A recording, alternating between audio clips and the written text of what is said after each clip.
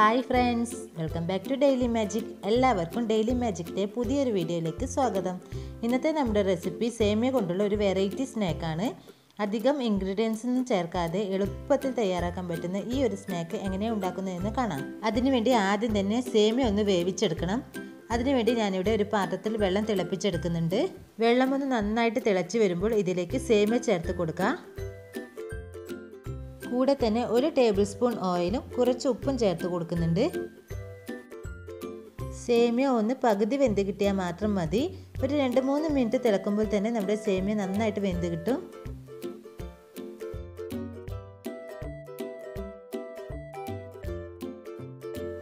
ഇതായിപ്പോൾ സേമിയ ഒരു പകുതി വേവായി വെന്ത് കിട്ടിയിട്ടുണ്ട്.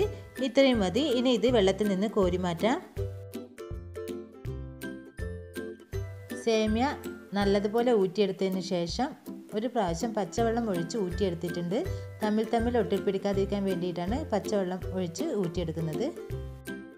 ഇനി ഇതിലേക്ക് 2 സവാള പൊടിപൊടിയായി അരിഞ്ഞത് ചേർത്ത് കൊടുക്കുന്നുണ്ട്.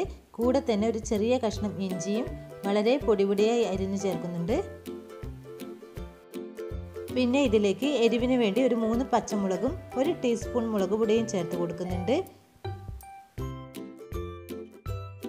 അതിനുശേഷം ഇതിലേക്ക് ചേർത്ത് കൊടുക്കുന്നത് കടലമാവാണ്. ഞാനിവിടെ ഇപ്പോൾ 2 ടീസ്പൂൺ കടലമാവ് ചേർത്ത് കൊടുക്കുന്നുണ്ട്. പിന്നെ ആവശ്യത്തിന് ഉപ്പും കൂടി ചേർത്ത് കൊടുത്ത് ഇത് കൈവച്ച് തന്നെ ഒന്ന് മിക്സാക്കി എടുക്കണം.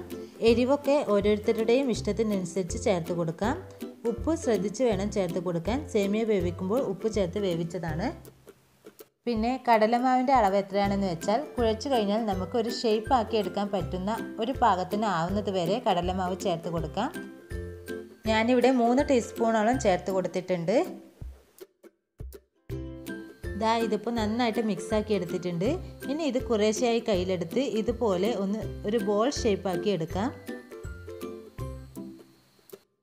അതിനുശേഷം കുറച്ച് ഓട്സ് എടുത്തിട്ട് ഈ ബോൾ നമുക്ക് ഈ ഓട്സിലിട്ട് ഒന്ന് കോട്ട് ചെയ്തെടുക്കാം.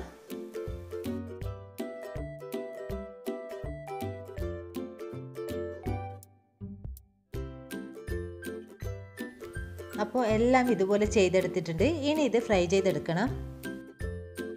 നല്ലതുപോലെ ചൂടായ എണ്ണയിലേക്ക് ഇട്ടിട്ട് ഇത് ഫ്രൈ ചെയ്തെടുക്കാം.